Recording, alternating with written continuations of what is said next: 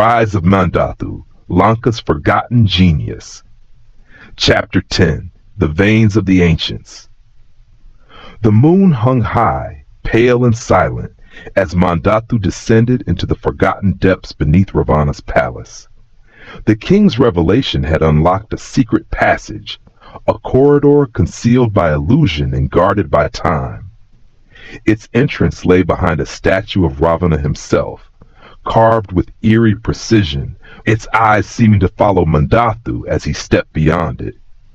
The walls of the passage shimmered faintly, inscribed with glowing sigils, languages Mandhathu had only seen in broken tablets.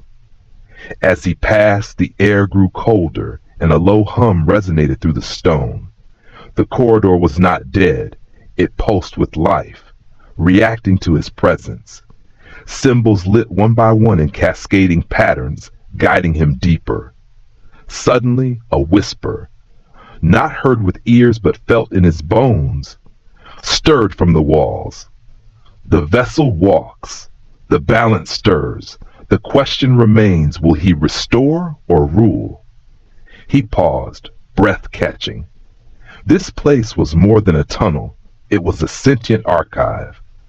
Mandhathu entered a grand hall, circular and glowing with the soft blue light of enormous crystal pillars.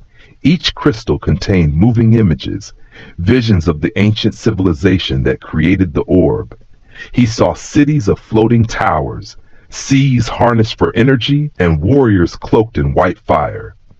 One image showed a figure much like Ravana, a king standing before his people holding an orb, and then another of the same figure consumed by its power, his kingdom reduced to ruin. A voice rang out behind him. You now see the first bearer and his fall. Mandhathu turned. It was Suryani, the elder from the Order of Balance. She stepped forward, her golden robe swaying.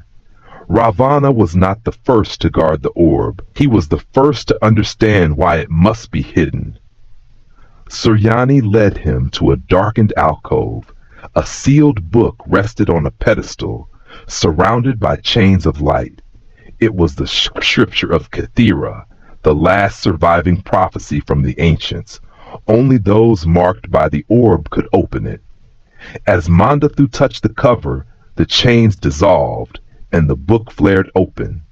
He read aloud, when the forged child awakens the pulse of stone, when truth and loyalty are both questioned, the storm shall rise from within, and Lanka shall choose its guardian, or its doom. Mandhathu stepped back, eyes wide. The prophecy spoke of a division, a war of ideals. Upon returning, Mandhathu was summoned to Ravana's war chamber. The king stood facing a table strewn with maps and ancient designs. His expression was unreadable. I have seen the paths, Mandhathu, Ravana said, and I now know that not even I am beyond temptation. That is why I must ask you to finish what you began. The orb must be hidden once more, forever. But my lord, Mandhathu replied, voice trembling, if we do not harness it, others will. What if Viramitra finds the remaining relics? Ravana looked away. He already has. The final scene unfolds in a hidden mountain observatory, where Mandhathu, Suryani, and a reformed group of the Order gather. A celestial alignment, foretold in the scripture, begins in the sky. The orb, now quiet in Mandhathu's possession, begins to glow violently, and far away on the fringes of Lanka's borders, Viramitra is shown speaking to a cloaked figure whose face remains unseen. Prepare the gates, Viramitra whispered. The guardian is hesitating. The flame is ours to claim. The earth trembled faintly, to be continued.